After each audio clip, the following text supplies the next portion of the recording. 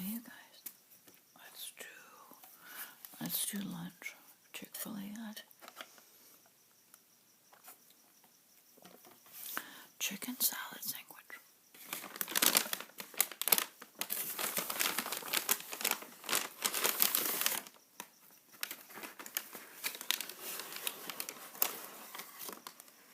$4.59 for chicken salad sandwich.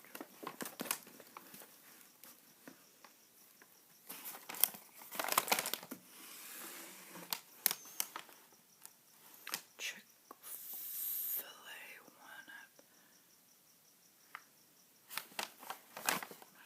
I don't understand what that means.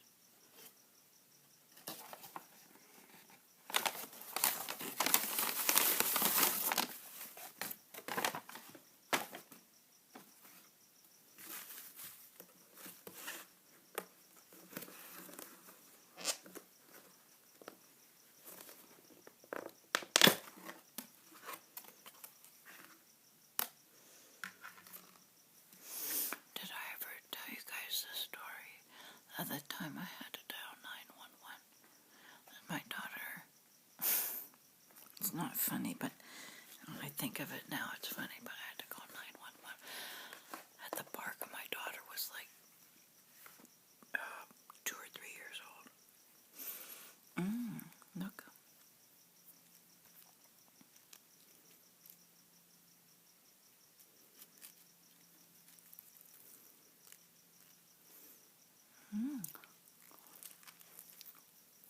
Well, anyways, never forget. It was a lovely spring Sunday morning. It started out so nice.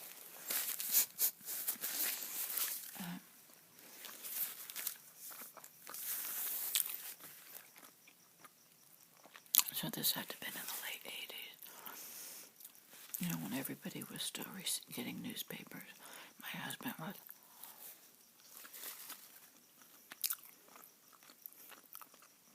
up bright and early as usual. He made everybody a big breakfast. We were just having a lovely Sunday morning. And he wanted to read the newspaper. I don't know.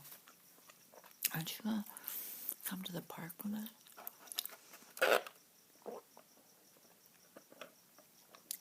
And we had some family event later in the day. So he said, well, I think I'm just going to see how we read the paper now because we're going to be doing stuff with the kids later in the day. I said, okay, we'll be back in a little bit.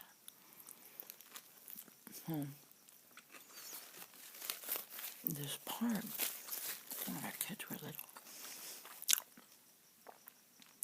was walking distance, but I do believe I drove because I brought both the kids in car seats.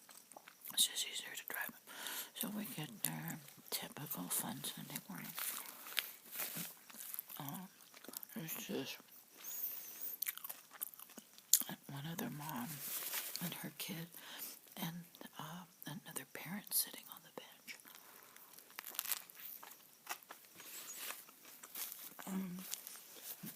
Excuse me. I'm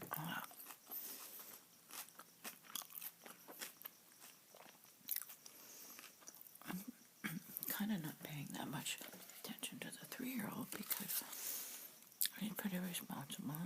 She's swinging, and how much trouble can a kid get in on a swing, right? So I'm kind of watching my younger daughter, and I look up, and I see my daughter sitting in the swing, and it's those. I don't even know if they still have these swings anymore. That's how long it's been since I've been at the kids' park. It's like a plastic bucket, and then when you sit, you kind of stand the kid up and they put their legs in. So then when they're sitting in it, it's like it's like a plastic bucket. guess is the best way to explain it. And that swing set had different colors. One was yellow and blue.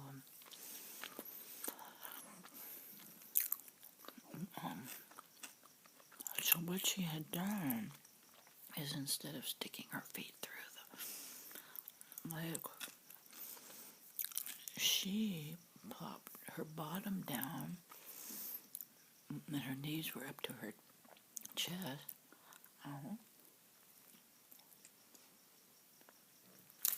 So she's snug in there.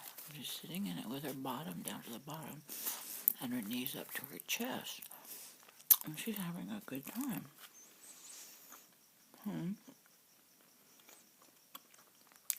I look out and I don't think anything.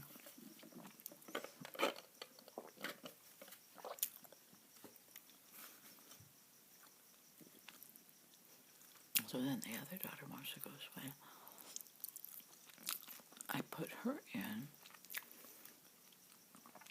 and the big daughter wants to get out and push her.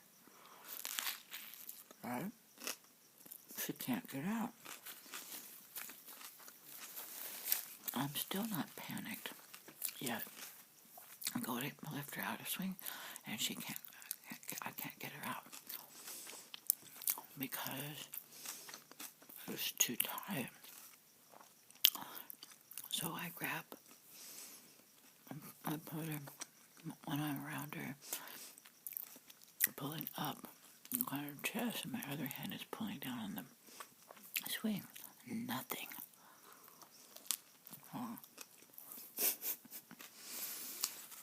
The other mom comes over and says, let me help you. So we're pulling up and down sideways.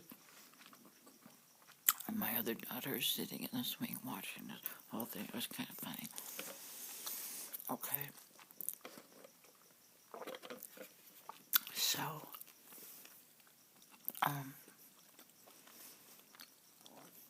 nothing. So then the man, I think it was a dad,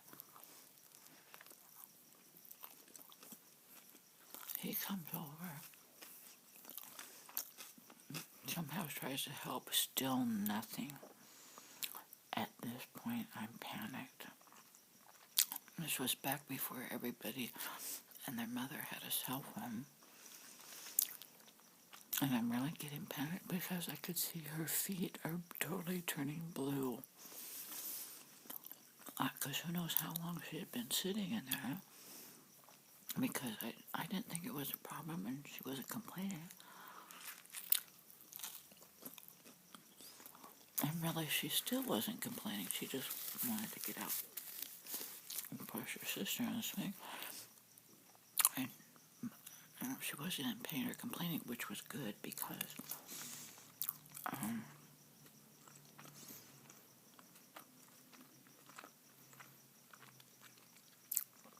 oh my goodness, if she had been in pain, I'd have really been panicked. Because what would have happened is one would have started crying and the other one would have sensed the horror and the little one would have started crying because that's how it used to go. So I'm panicked. I grabbed the little one. I said, I have to call 911. I was so panicked. I said, I have to call 911. And the mom said, I'll be here. And there were houses around the park. I go over and I'm really panicked because of the situation. And then leaving my kid with a stranger, even though it was a mom, it's still stressful. So I go to the house and knock on the door. And luckily it was just a nice elderly couple, but they moved as slow as they were just so slow. And when you're in panic mode and you want someone to move really fast, it's very stressful. I said, can you call 911?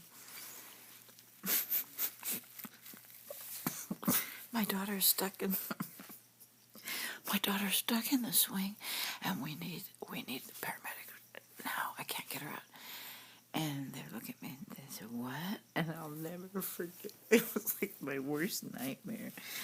Like, I cannot believe they're not moving.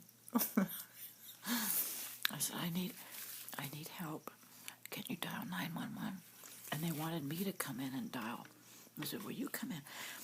And I said, please, I can't. I have another daughter over here, and I'm not doing well. Because I could feel I was like a little bit better. I said, I'm not doing well. I need you to dial 911. Tell them to give them your address. They'll know what park it is. And just tell my daughter is stuck in the swing. And so I kind of stood there and made sure they could dial 911. And so I knew enough to stay there and confirm that they got a hold of 911. I didn't want to just say, dial 911 and then leave, not knowing if they called. So they did. And then I thanked them. I felt better. That's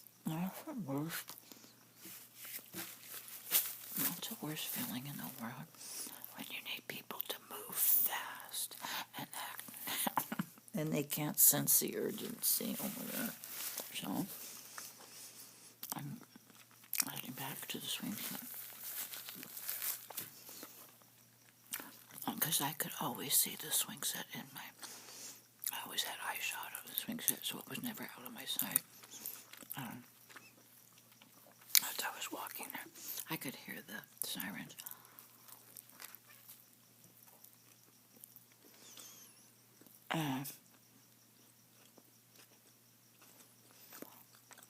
So a fire truck came, and they had 3 firemen. 2 of the guys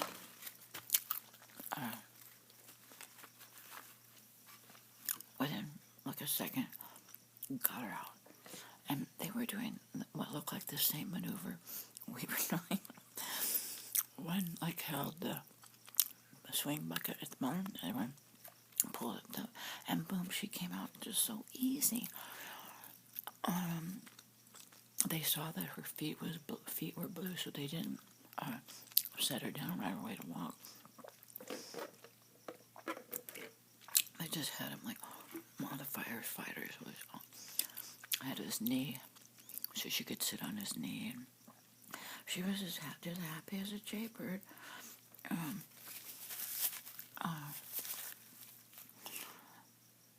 Couldn't believe it. I just thanked him. I said, thank you so much. So we get home. Everything's fine, Daughter didn't even really know what happened. We get home, and my husband goes, wow, good thing you're home. You should have heard all the fire sirens just now going by. I said, really? And I said, did you say a prayer? He said, no, because the backstory is that when I was in 8th grade, teacher said to always say a prayer when you hear sirens. You know someone needs help. You don't know the situation, but you know they need help. So always say a prayer. The person's okay. And so my whole life I do that. That made perfect sense. So when my husband and I got married and I realized he didn't do that, instead of praying over an accident or sirens, he would gawk at it. And I was really upset. So I told him, maybe you should pray instead of gawking. And he thought it was a bunch of baloney. So when I said, well, did you say a prayer? He said, no. I said, well, thanks a lot. Those sirens were for your daughter. Luckily, she's okay. He said, what? It was kind of funny. He couldn't believe. I said, she was stuck in the swing. He says, how do you get stuck in the swing? I don't know. But next time you hear a siren, just say a prayer. You don't know who's on the end of that siren.